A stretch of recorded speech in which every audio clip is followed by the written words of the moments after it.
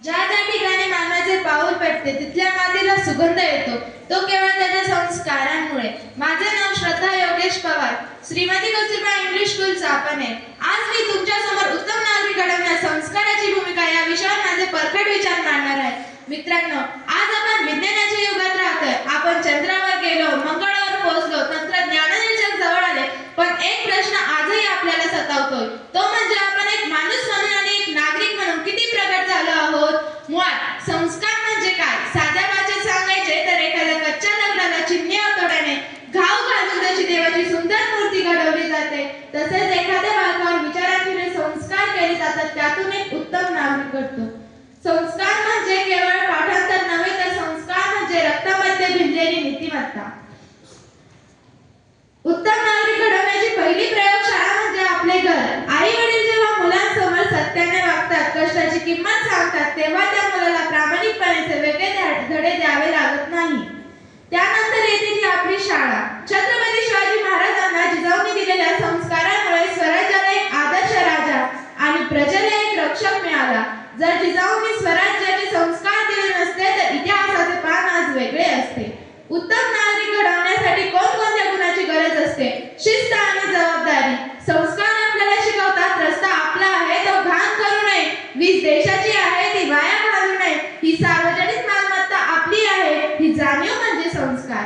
संवेदनशीलता. आजच्या जगात माणुसकी हरवत चालली आहे. रस्त्यावर अपघात झाल्यानंतर पीडिताला रुग्णालयात नेण्यासाठी पुढे येणारा हात हा सुसंस्कृत असतो. स्त्री सन्मान. ज्या देशात स्त्रियांचा आदर केला जातो तिथेच संस्कृती टिकते. स्त्रियांकडे बघण्याचा दृष्टिकोन हा केवळ त्याच्या संस्कारातूनच येऊ शकतो. आजची तरुण पिढी व्यसनाच्या आहारीच जात आहे, जसा की आपल्या स्पर्धेचा तिसरा विषय देखील आहे. अशा वेळी संस्काराचे कवचच आपल्याला वाचू शकते. काय करावे यापेक्षा काय करू नये याची समज म्हणजे संस्कार. ज्याला स्वतःच्या आई वडिलांची कष्टाचे संस्कार असतात, तो तरुण कधीही चुकीच्या मार्गाला लागत नाही.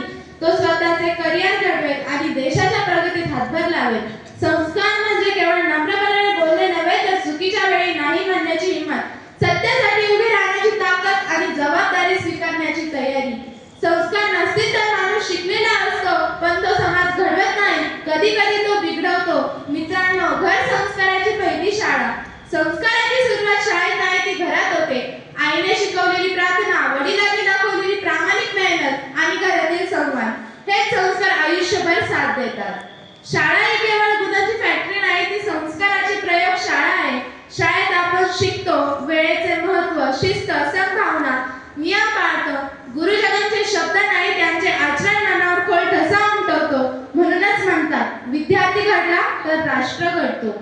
आज आपण समाजात पाहतोय भ्रष्टाचार, गुन्हेगारी, व्यसनाधीनता यामागे एकच कारण आहे, संस्काराची कमतरता. कायदा भीतीने पाळला जातो, पण संस्कार मनातून पाळले जातात. संस्कार असलेला नागरिक कचराही रस्त्यावर टाकत नाही आणि मतदानाचाही हक्क विसरत नाही.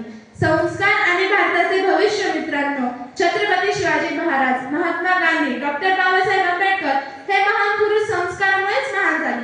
त्यांनी शिकवले, देशावर प्रेम करणे केवळ गोष्ट नव्हे, तर कर्तव्याची जाणीव.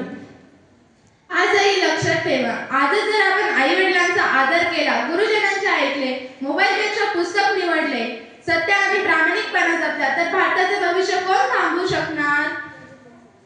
शेवटी एवढेच म्हणे, केवळ पदव्या मिळवून कोणी उत्तम नागरिक होत नाही. जर पदवीधरांकडे संस्कार नसतील तर तो समाज अधिक धोकादायक बनतो. कारण सुशिक्षित माणूस जेव्हा भ्रष्टाचार करतो तेव्हा तो देशाचे जास्त नुकसान करतो. म्हणून मित्रांनो, जर आपल्याला भारताला पुन्हा एकदा विश्वगुरू बनवायचे असेल तर आपल्याला केवळ स्मार्ट सिटी नको, तर आपल्याला स्मार्ट आणि सुसंस्कृत नागरिक हवे आहे. जाता जाता एवढेच कळेल, संस्काराची शिदोरी आयुष्याचा आधार आहे. संस्काराची शिदोरी आयुष्याचा आधार आहे. सुसंस्कृत नागरिकाच्या देशाचा खरा शिल्पकार आहे. सुसंस्कृत नागरिकाच्या देशाचा खरा शिल्पकार आहे. एवढे बोलून मी माझे भाषण संपवते. जय हिंद, जय महाराष्ट्र. धन्यवाद.